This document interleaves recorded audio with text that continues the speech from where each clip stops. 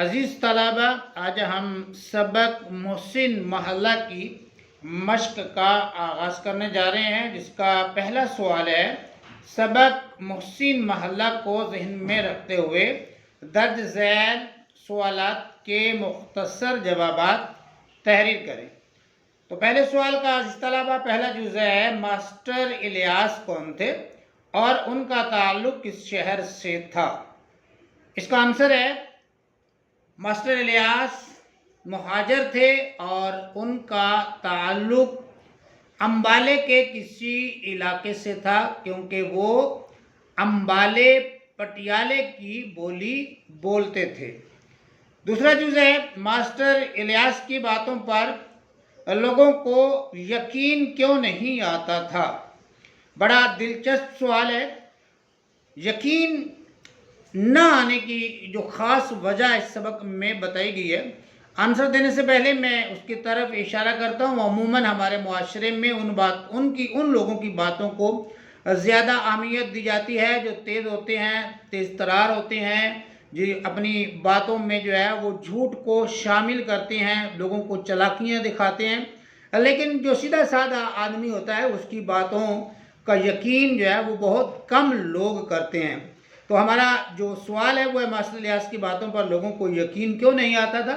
تو اس کا جواب ہے: ماسٹر الیاس جھوٹ نہیں بولتے تھے، ہیرا پھیری نہیں کرتے تھے، مبالغے سے کام نہیں لیتے تھے، شیخی نہیں بگاڑتے تھے، کسی کو خوفزدہ نہیں کرتے تھے، اسی وجہ سے کسی کو ان کی بات پر یقین نہیں آتا تھا۔ تیسرا سوال ہے: مکان کا ماہانہ کرایہ کتنا تھا اور ماسٹر الیاس کے ذمے کتنے مہینوں کا کرایہ واجب الادا تھا؟ تو عزیز طلبہ اس کا جواب ہے: ماسٹر الیاس کے مکان کا کرایہ 30 روپے ماہانہ تھا اور ان کے ذمے پچھلے 6 ماہ کا کرایہ واجب الادا تھا، جو 180 روپے بنتے تھے۔ عزیز طلبہ سے نیکسٹ جو ہمارا کوشچن ہے وہ ہے: ماسٹر الیاس رقم ادھار لینے کے لیے کس کس کے پاس گئے اور انہیں کیا جواب ملا؟ ماسٹر الیاس کو جب رقم ادھار لینے کی ضرورت پیش آئی تو پھر ماسٹر الیاس جو ہے وہ رقم لینے کے لیے کس کے پاس گئے تھے؟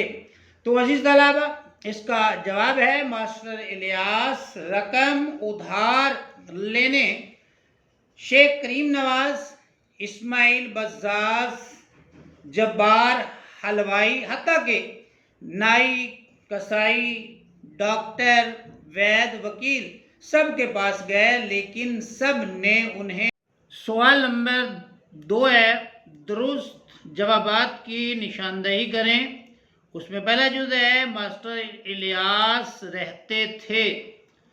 تو عزیز طلبہ اس میں 4 آپشن ہیں، MCQs ٹائپ یہ سوال ہے، تو اس میں جو درست آپشن ہے اس کو ہم نے ٹک کرنا ہے۔ نمبر 1 کے اوپر ہے کرائے کے مکان میں، نمبر 2 کے اوپر ہے کرائے کی کوٹھڑی میں، نمبر 3 ہے کرائے کے فلیٹ میں، اور نمبر 4 پہ ہے کرائے کی حویلی میں۔ تو یہ جو دوسرا آپشن ہے کرائے کی کوٹھڑی میں ماسٹر الیاس رہتے تھے، اس کو میں نے جو ہے وہ ہائی لائٹ بھی کر دیا ہے، آپ بھی اس کو ٹک کر لیجئے گا۔ دوسرا جزء ہے: ماسٹر الیاس نے مرغے کی ایک ٹانگ میں چھلا ڈال رکھا تھا، اور وہ چھلا کس طرح کا چھلا تھا؟ سونے کا چھلا تھا، لوہے کا، تانبے کا یا پھر پیتل کا چھلا تھا؟ یہ 4 آپشن ہیں اور اس میں جو درست آپشن ہے عزیز طلبہ اس کی ہم نے نشاندہی کرنی ہے۔ تو اس میں جو چوتھا آپشن ہے پیتل کا چھلا جو ہے ماسٹر الیاس نے اپنے مرغے کی ٹانگ میں ڈال رکھا تھا، آپ بھی اس کو ٹک کر لیجئے گا۔ تیسرا جزء ہے: مالک مکان نے کوٹھڑی کو لگایا، کیا لگایا؟ چینی کا تالا نمبر 1 کے اوپر ہے، نمبر 2 کے اوپر ہے دیسی تالا، اور نمبر 3 کے اوپر ہے ولایتی تالا، اور چوتھے نمبر کے اوپر ہے وزیر آبادی تالا۔ تو اس کا جو پہلا آپشن ہے چینی تالا وہ درست ہے اور اس کو ہائی لائٹر سے ہائی لائٹ بھی کر دیا گیا ہے۔ چوتھا جزء ہے: ماسٹر الیاس نے 200 روپے ادھار طلب کیے، کس سے طلب کیے تھے؟ نمبر 1 کے اوپر ہے اسماعیل بزاز سے، نمبر 2 کے اوپر ہے ڈاکٹر سے، نمبر 3 پہ ہے بابو جلال سے، اور چوتھے نمبر پہ ہے شیخ کریم نواز سے۔ تو اس کا جو چوتھا آپشن ہے شیخ کریم نواز، یہ درست ہے، کیونکہ ماسٹر الیاس نے سب سے پہلے 200 روپے شیخ کریم نواز سے ہی ادھار طلب کیے تھے۔ پانچواں جز ہے عزیز طلبہ، ماسٹر صاحب اپنی رضائی اوڑھ کر چارپائی پر بیٹھے رہے۔ نمبر 1 کے اوپر ہے 2 دن، دوسرے نمبر پہ ہے 3 دن، اس کے بعد تیسرے نمبر کے اوپر ہے 4 دن، اور آخری آپشن ہے 5 دن۔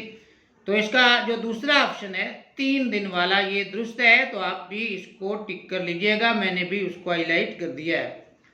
اس کے بعد عزیز طلبہ چھٹا جو اس کا جز ہے دوسرے سوال کا، وہ ہے ماسٹر جی کے بٹیروں کا کٹورا بھر دیا گیا۔ جو ان کے بٹیر تھے، وہ جو کٹورا تھا اس کو بھر دیا گیا، کس چیز سے بھرا گیا تھا؟ کنگنی سے، نمبر 2 باجرہ سے، نمبر 3 پہ ہے چاولوں سے، اور چوتھے نمبر کے اوپر ہے آب خورا بھر گولیوں سے۔ تو عزیز طلبہ اس کا جو پہلا آپشن ہے وہ ہے کنگنی، تو کنگنی سے اس کو بھر دیا گیا تھا، آپ بھی اس کو ٹک کر لیجئے گا۔ عزیز طلبہ تیسرا کوشچن ہے افسانہ محسن محلہ کا خلاصہ تحریر کیجئے۔ تو اس کی شارٹ ویڈیو ہم الحساس سے جو ہے وہ بنائیں گے اور اس کو چینل پہ اپلوڈ کریں گے، آپ اس کا وہاں سے اسکرین شاٹ لے لیجئے گا یا وہاں سے پڑھ لیجئے گا۔ اس کے بعد چوتھا کوشچن ہے محسن محلہ کا مرکزی خیال لکھیں۔ تو اس کا مرکزی خیال بھی یہ امتحانی نقطہ نظر سے تو مرکزی خیال شامل نہیں کیا جاتا پیپر میں، بلکہ ہم اس کا مرکزی خیال بھی شارٹ ویڈیو کی فارم میں صورت میں چینل کے اوپر جو ہے وہ ڈالیں گے، آپ وہاں سے اس کو جو ہے وہ ریڈ کر لیجئے گا۔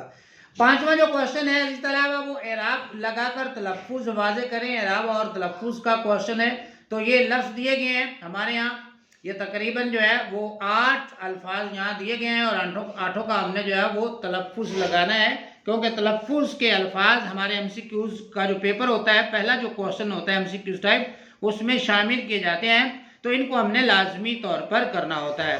جی پہلا لفظ ہے امبالہ، یہ جگہ کا نام ہے، السلام علیکم، امبالہ، یہ دیکھ لیجئے گا، امبالہ۔ اس کے بعد السلام علیکم، یہ اگر میں اس کا ترجمہ کریں تو تم پر سلامتی ہو، اور یہاں اس کا تلفظ جو ہے وہ آپ دیکھ رہے ہیں لگا دیا گیا ہے، آپ بھی اس کو جو ہے وہ نوٹ کیجئے گا، السلام علیکم۔ اس کے بعد عزیز طلبہ جس کا لفظ کے ہم نے تلفظ دینا ہے وہ ہے گگھی۔ گگھی لفظ ہے اور اس کے معنی ہے بولتی بند ہو جانا، پریشانی کی وجہ سے بول نہ سکنا، تو یہ دونوں کے نیچے زیر لگا دیا گیا ہے، آپ جو ہے وہ اس کو نوٹ کر لیجئے گا۔ اس کے بعد ہمارے پاس جو چوتھا لفظ ہے وہ ہے مرنجاں مرنج، مرنجاں مرنج، تو عزیز طلبہ اس کا معنی ہے نرم مزاج یا ملنسار آدمی، اور اس کا تلفظ یہ لگا دیا گیا ہے یہاں پر، ابھی اس کو جو ہے وہ نوٹ کیجئے گا۔ پانچواں لفظ ہے احمق، تو اس کا معنی ہے بیوقوف، تو یہاں ہم نے معنی تو نہیں دیکھنے، ہم نے اس کے جو ہے وہ صرف تلفظ کے حوالے سے حرکات کو نوٹ کرنا ہے، تو یہ الف کے اوپر زبر لگا دیا گیا، اور جو ہے اس کو آپ ساکن کریں گے، اور میم کو پھر جو ہے وہ متحرک کریں گے، اس کے اوپر جو ہے وہ زبر جو ہے وہ لگائیں گے، احمق۔ اس کے بعد ہے بزاز، بزاز، بزاز کے جو معنی ہے وہ ہے کپڑے کا جو سوداگر ہے اس کو بزاز کہتے ہیں، تو یہاں پر اس کا تلفظ لگا دیا گیا، آپ اس کو نوٹ کیجئے گا۔ اس کے بعد ہمارے پاس ہے عرق۔ عرق کا جو لفظی معنی وہ ہوتا ہے پھولوں کا رس، اس میں عین اور جو رے ہے وہ متحرک ہے، اور جو کاف ہے وہ ساکن ہے، تو حرکات جو ہے یہاں وہ لگا دی گئی ہیں۔ تو پانچویں کوشچن میں ہمارے پاس جو آخری لفظ ہے وہ ہے تڑنگ، یہ تے کے اوپر زبر ڈالی گئی ہے، اڑے کے اوپر بھی جو ہے وہ زبر ڈال دی گئی ہے، تڑنگ، جو اگر ہم اس کے معنی دیکھیں تو اس کے معنی بنتے ہیں جوش اکڑ۔ عزیز طلبہ چھٹا کوشچن ہے سبق کی روشنی میں صحیح غلط بیانات کی نشاندہی کریں۔ اس میں یہ کچھ سوالات دیے گئے ہیں، ہم نے دیکھنا ہے، کچھ چیزیں دی گئی ہیں کہ یہ غلط ہے یا صحیح ہے، یہ آگے ان کے جو ہے انہوں نے ڈبے بھی بنا دیے ہیں، صحیح اور غلط بھی لکھ دیا ہے، تو جو صحیح ہوگا اس کو ہم صحیح والے خانے میں ٹک کریں گے، جو غلط ہوگا تو اس کو غلط والے خانے میں جا کے جو ہے وہ ٹک کریں گے۔ پہلا ہے اس کے پاس 1 بٹیر اور 2 اصیل مرغے تھے، تو یہ غلط ہو جائے گا، کیونکہ جو اس کے پاس جو ہے وہ ایک ہی اصیل جو ہے وہ مرغا تھا، تو یہ غلط ہے، تو اس کو ہم ٹک کر دیں گے غلط والے حصے میں جا کے۔ دوسرا ہے شاید وہ سبزی منڈی میں منشی گیری کرتے تھے، تو یہ جو ہے وہ درست ہے تو اس کو ہم جو ہے وہ درست والے صحیح والے کھانے میں جو ہے وہ ٹک کریں گے۔ تیسرے نمبر کے اوپر ہے طلبہ وہ اتنے سیدھے اور اس قدر بے پیچ تھے کہ معصوم انسان لگتے تھے۔ تو سبق کے حوالے سے عزیز طلبہ یہ غلط ہے تو اس کو ہم غلط والے کھانے میں ٹک کریں گے کہ وہ سبق میں لکھا ہے کہ وہ اتنے سیدھے اور اس قدر بے پیچ تھے کہ انسان معلوم ہی نہیں ہوتے تھے۔ اگر ایسا ہوتا تو ہم اس کو صحیح میں لکھتے، لیکن یہاں پہ اس کو ہم سبق کے حوالے سے غلط جو ہے وہ تصور کریں گے تو اس کو جو ہے وہ ہم ٹک کر دیں گے۔ اس کے بعد ہمارے پاس جو چوتھا جو ہے آپشن ہے وہ ہے ماسٹر صاحب نے ایک رات تو کر کے ٹرانسفارمرز کے سامنے گزاری۔ تو جی طلبہ یہ بھی جو ہے وہ غلط ہے، اس کو ہم جو ہے وہ ٹک کر دیں گے۔ ایک رات نہیں، اس نے زیادہ راتیں جو ہے وہ ٹرانسفارمر کے نیچے جو ہے وہ گزاری تھی۔ اس کے بعد پانچواں ہے وہ اسماعیل بزاز کی دکان پر گئے اور رقم میں کمی کر کے 150 کا سوال کیا۔ تو عزیز طلبہ اسماعیل بزاز کہتے ہیں کپڑے کا جو سوداگر ہوتا ہے، کپڑا بیچنے والا، تو وہ اس کے دکان پہ گئے تھے اور انہوں نے وہاں پہ 50 روپے کم کر کے، جو پہلے انہوں نے شیخ کریم نواز سے 200 روپے ادھار مانگے تھے، لیکن اسماعیل بزاز سے انہوں نے 150 روپے کا ہی سوال کیا تھا، تو اس کو جو ہے ہم صحیح والے کھانے میں ٹک کر دیں گے۔ اس کے بعد ہمارے پاس جو آخری آپشن ہے چھٹا وہ ہے ماسٹر الیاس نے یونانی حکیم کو اپنی نبض دکھائی۔ تو یہ غلط ہے تو اس کو ہم جو ہے وہ غلط والے کھانے میں ٹک کریں گے، اس کو غلط تصور کریں گے کیونکہ انہوں نے ہومیوپیتھک جو ڈاکٹر ہے اس کو جو ہے اپنی نبض جو ہے وہ دکھائی تھی۔ اس کے بعد ساتواں کوشچن ہے درج ذیل الفاظ کے مترادف لکھیں۔ مترادف الفاظ طلبہ ہم معنی الفاظ ہوتے ہیں جو ایک ہی معنی رکھتے ہیں، ان الفاظ کو مترادف الفاظ کہتے ہیں۔ تو یہاں پر جو ہے انہوں نے جو لفظ دیے ہیں کوٹھڑی، جذبہ، تنگی ترشی، یکمشت، مرنجا مرنج اور آب خورا، تو ان کے ہم نے مترادفات لکھنے ہیں، تو آپ ان کے مترادفات جو ہے وہ نوٹ کر لیجئے۔ کوٹھڑی کہتے ہیں حجرے کو، حجرہ یا چھوٹا جو کمرہ ہوتا ہے اس کو کوٹھڑی کہتے ہیں اور عموماً یہ کچا ہوتا ہے۔ اس کے بعد جذبہ کا مترادف ہے شوق یا ولولہ۔ اس کے بعد ہے تنگی ترشی کا جو مترادف ہے وہ ہے طلبہ غربت یا مفلسی۔ یکمشت کا مترادف ہے ایک بار یا اکٹھا یا اکٹھی۔ مرنجا مرنج لفظ ہے اس کا مترادف ہے نرم خو یا ملن سار۔ آب خورا لفظ ہے تو اس کا مترادف ہم لکھیں گے پیالہ یا برتن آب۔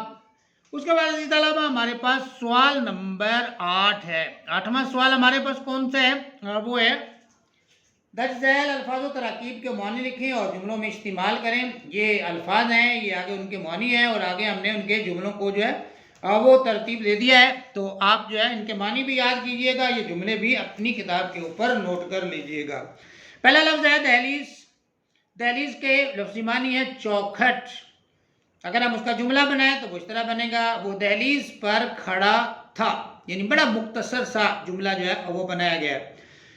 دوسرا لفظ ہے گزر بسر کرنا، جس کا معنی ہے زندگی گزارنا، لفظی معنی زندگی گزارنا، اور اس کا جملہ ہے وہ محنت سے گزر بسر کرتا ہے۔ اس کے بعد عزیز طلبہ تیسرا لفظ ہے مبالغے سے کام لینا، اس کا معنی ہے بڑھا چڑھا کر بات کرنا، جملہ ہے وہ مبالغے سے کام لیتا ہے۔ اس کے بعد ہمارے پاس جو چوتھا لفظ ہے وہ ہے سادہ لو۔ سادہ لو کا معنی ہے بھولا بھالا معصوم، اور جملہ ہے وہ سادہ لوح آدمی ہے۔ مرنجا مرنج نرم مزاج ملنسار نرم خو انسان ہوتا ہے، اور اس کا جملہ ہے وہ مرنجا مرنج شخص ہے۔ اور عزیز طلبہ ہمارے پاس جو آخری لفظ ہے وہ ہے گگھی بندنا، جس کے لفظی معنی ہے گھبراہٹ سے بول نہ سکنا۔ تو جی طلبہ استاد کے سامنے جملہ ہم بنا رہے ہیں، استاد کے سامنے اس کی گگھی بند گئی۔ 9واں سوال ہے اشفاق احمد کے افسانہ محسن محلہ کے عنوان میں طنز کا پہلو پوشیدہ ہے، ان مقامات کی نشاندہی کریں کہ جہاں سماج ایک سیدھے سادے ماسٹر صاحب کو اپنی دنیا کا آدمی نہ سمجھتے ہوئے ہر مقام پر ٹال دیتا ہے۔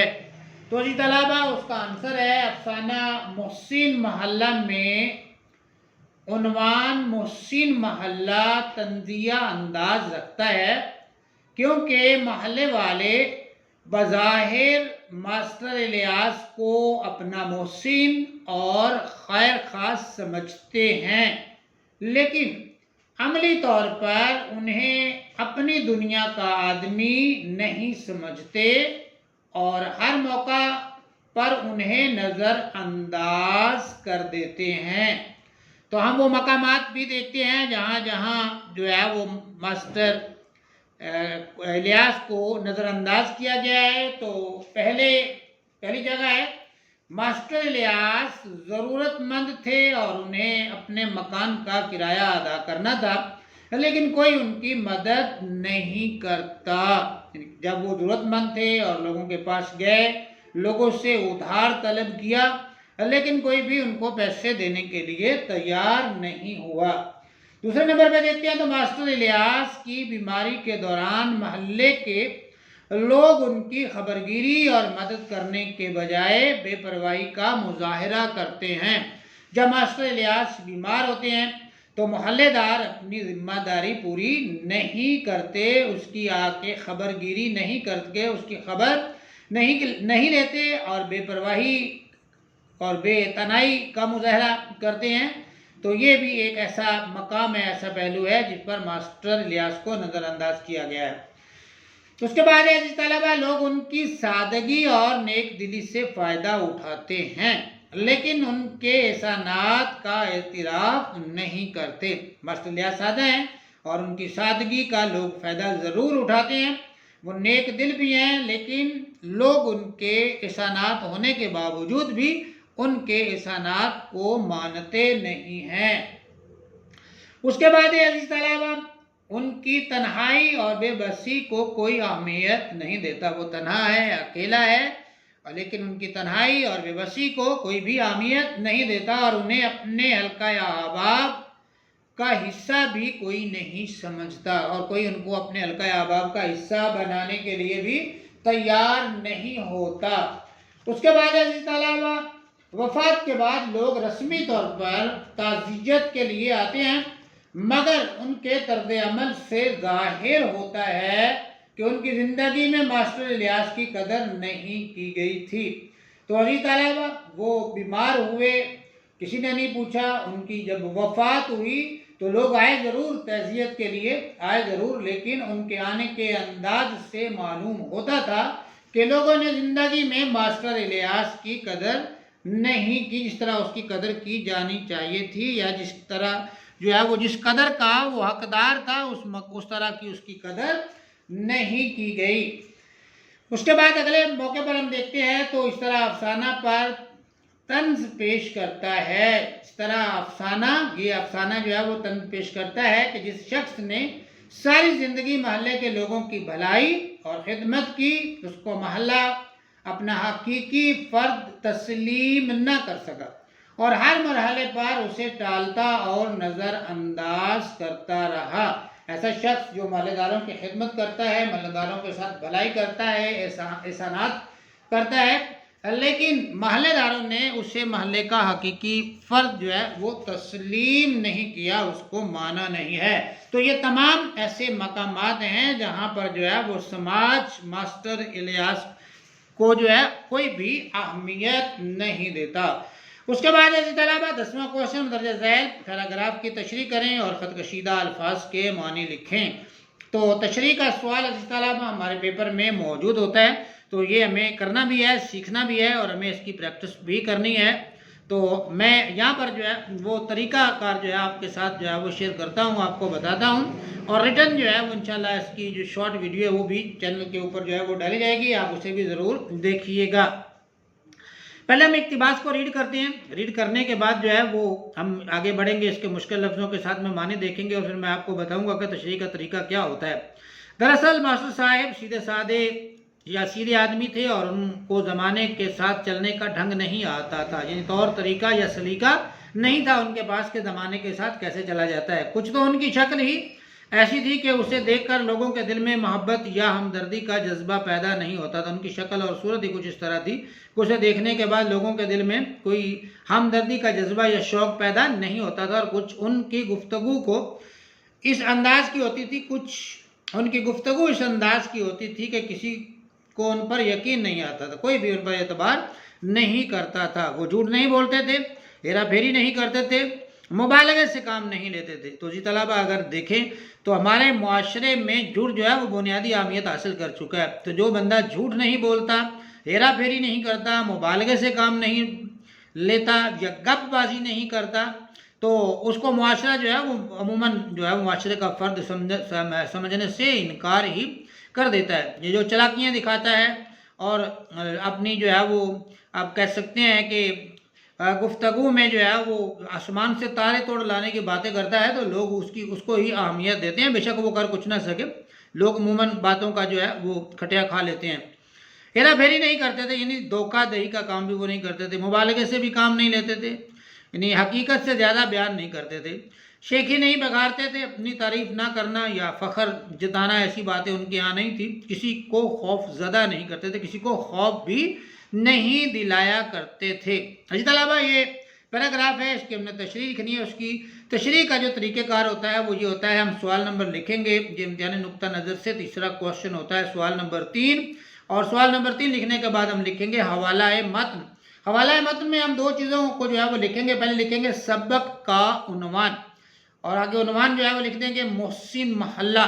سبق کا نام نہیں لکھیں گے بلکہ سبق کا عنوان، دو نقطے ڈالیں گے آگے، اور اس کے بعد ہم کیا کریں گے، سبق کا عنوان لکھ دیں گے محسن محلہ۔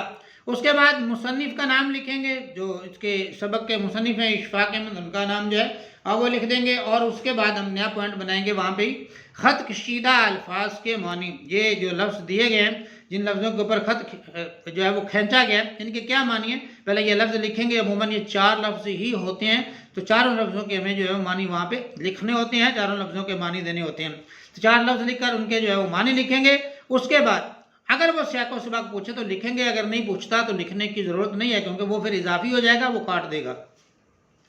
تو ہم جو ہے وہ تشریح کی طرف بڑھیں گے، تو تشریح میں پہلے جو ہے وہ 2-3-2.5 لائنوں میں ہم جو ہے وہ سبق کا تعارف یا جو ہے وہ اقتباس کے حوالے سے بات کریں گے، اور پھر دوسرا جو پیراگراف بنائیں گے 8-10-12 لائنوں کا، اس میں بھرپور انداز سے تشریح کریں گے۔ تشریح کی جو لینتھ ہوتی ہے، لمبائی ہوتی ہے، وہ عموماً اسی طلبہ آپ نے ذہن میں رکھنی ہے کہ اگر یہ پیراگراف ہم اپنے لفظوں میں لکھتے ہیں تو اس کے بنتے ہیں 5 لائنیں یا 6 لائنیں یا 7 لائنیں۔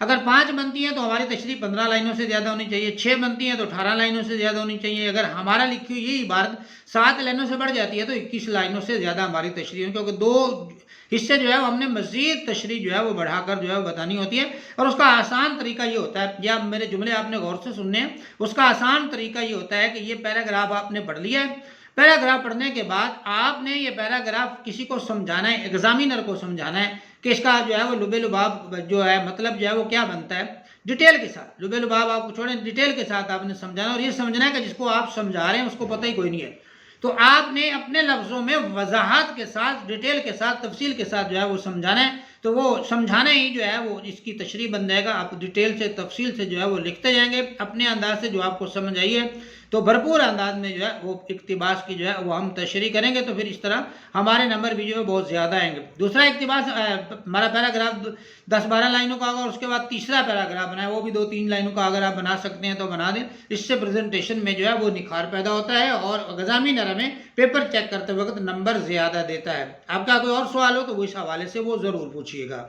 اگلا حصہ ہے عزیز طلبہ تذکیر و تانیث۔ تذکیر و تانیث کی 2 قسمیں ہیں۔ تذکیر و تانیث کی کتنی قسمیں ہیں؟ 2 قسمیں، یعنی مذکر اور مؤنث۔ تذکیر مذکر کو کہتے ہیں اور تانیث عزیز طلبہ مؤنث کو کہتے ہیں، اور اس کی 2 قسمیں یہاں پر بیان کی گئی ہیں۔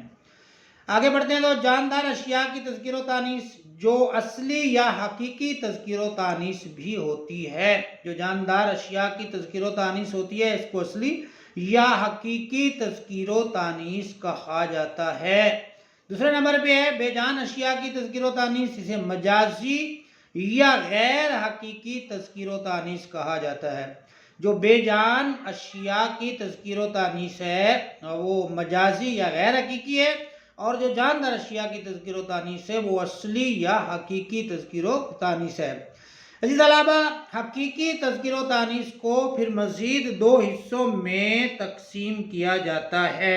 حقیقی تذکیر و تانیث کے مزید 2 حصے ہیں، انسان کی تذکیر و تانیث اور حیوان کی تذکیر و تانیث۔ مثلا باپ ماں، باپ مذکر ہے، ماں مؤنث ہے، باپ جو ہے وہ تذکیر ہے، ماں جو ہے وہ تانیث ہے۔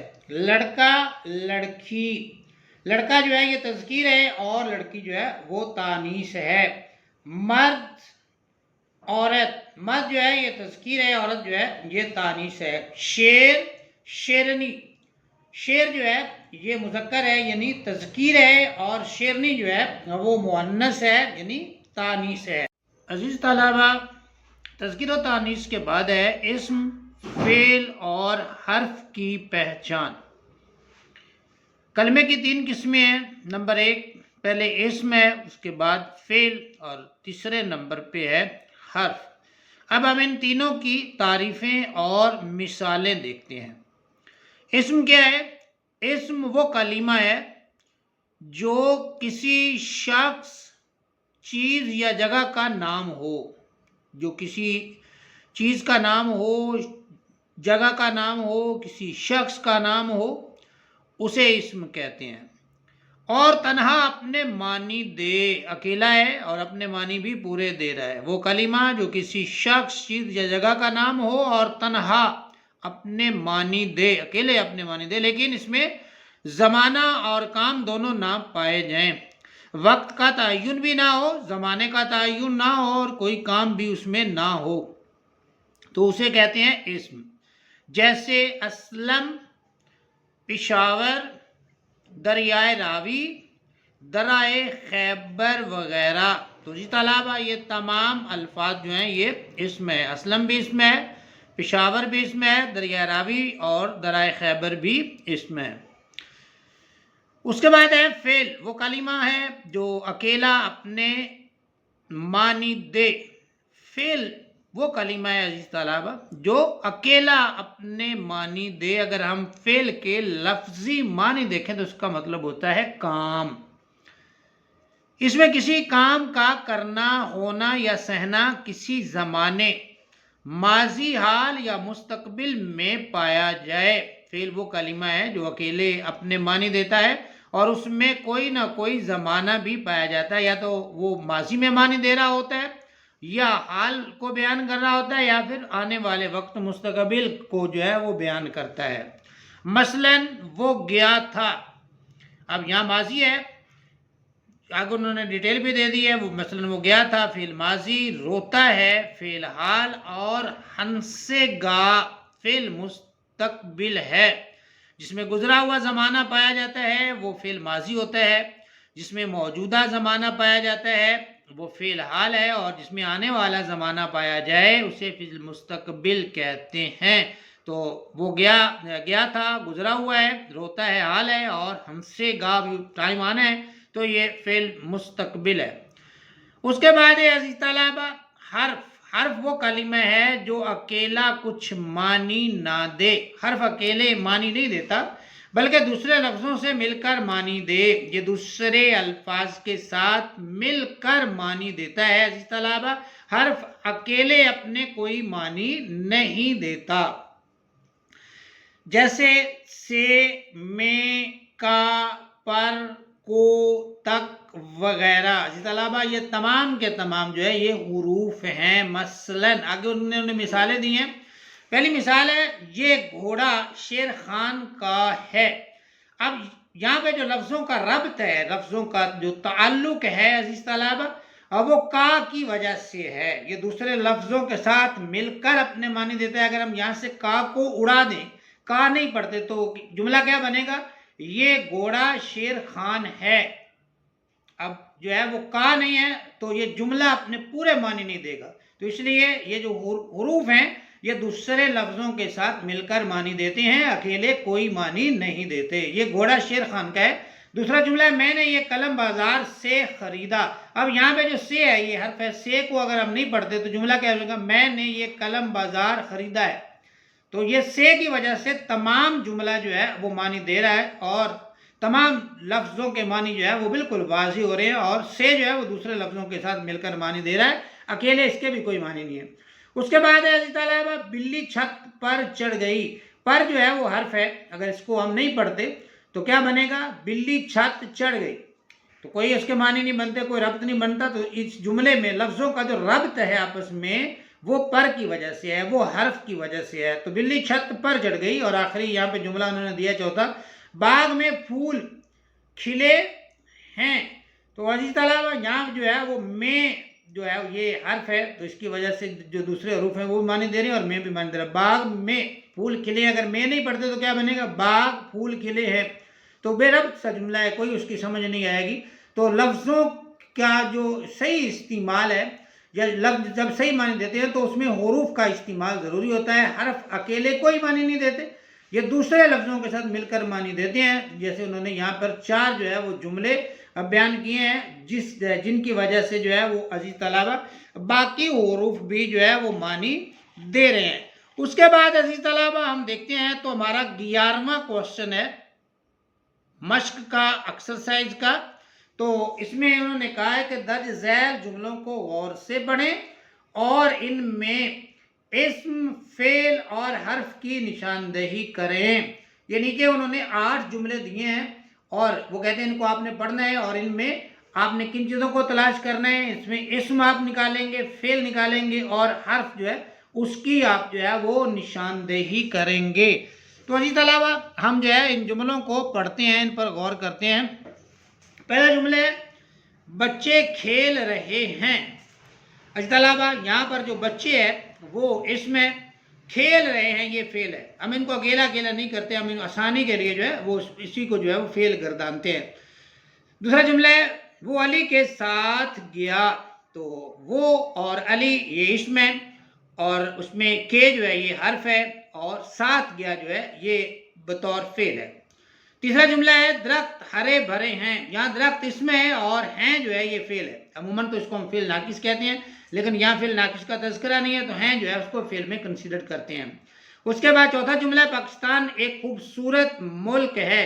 پاکستان اسم ہے اور ملک کا لفظ یہ بھی اسم ہے، اور جو ہے یہاں پر اس کو بطور فعل استعمال کیا گیا ہے۔ پانچواں جملہ ہے پرندہ اڑ گیا۔ پرندہ اسم ہے اور اڑ گیا فعل ہے۔ چھٹا کوشچن ہے یا چھٹا جملہ ہے، چھٹا جملہ کیا ہے؟ وہ کھانا پکا رہی ہے۔ وہ اسم ہے، کھانا بھی اسم ہے، اور پکا رہی ہے اس کو بطور فعل استعمال کیا گیا ہے۔ ہم اور تم دوست ہیں۔ ہم بھی اسم ہے، بے شک یہ اسم ضمیر ہے، لیکن ہم اس کو اسم کی جو ہے وہ کیٹیگری میں یہاں رکھ رہے ہیں، کیونکہ یہاں اسم ضمیر کا جو ہے وہ سلسلہ نہیں ہے، یہاں صرف اسم پوچھا گیا ہے۔ ہم اور تم جو ہے یہ عزیز طلبہ اسم ہے، اور ہیں جو ہے اس کو بطور فعل استعمال کیا گیا، اور دوست بھی بطور اسم استعمال کرتے ہیں، دوست کا لفظ بھی اسم ہی ہے۔ اور اگر جو ہے وہ یہ اور کو لیں تو یہ رفع عطف بن جاتا ہے، تو یہاں ادھر بھی نہیں جائیں گے۔ اس میں 8واں جو ہے جملہ ہے وہ ہے میں نے خط لکھا۔ میں جو ہے یہ اسم ہے، خط بھی اسم ہے، نے کو ہم چھوڑ دیتے ہیں، ویسے تو نے علامت فاعل ہے، تو یہاں علامت فاعل کا تذکرہ نہیں ہے، تو ہم صرف اسم، فعل اور حرف کی طرف جا رہے ہیں۔ میں اس میں خط جو ہے وہ بھی اس میں ہے، اور لکھا جو ہے اس کو بطور فعل استعمال کیا گیا ہے۔ عزیز طلبہ یہ تھا ہمارا آج کا سبق۔ امید ہے آپ کو آج کا سبق پسند آیا ہوگا، سمجھ بھی آیا ہوگا۔ کمنٹس میں اپنی رائے کا اظہار ضرور کیجیے گا۔ اگر آپ کو ویڈیو اچھی لگے تو پیج کو فالو کیجیے، ویڈیو کو لائک کیجیے۔ اپنا بہت سا خیال رکھیے، اپنی تعلیمی سرگرمیوں کو جاری رکھیے۔ مجھے دیجیے اجازت، اللہ حافظ۔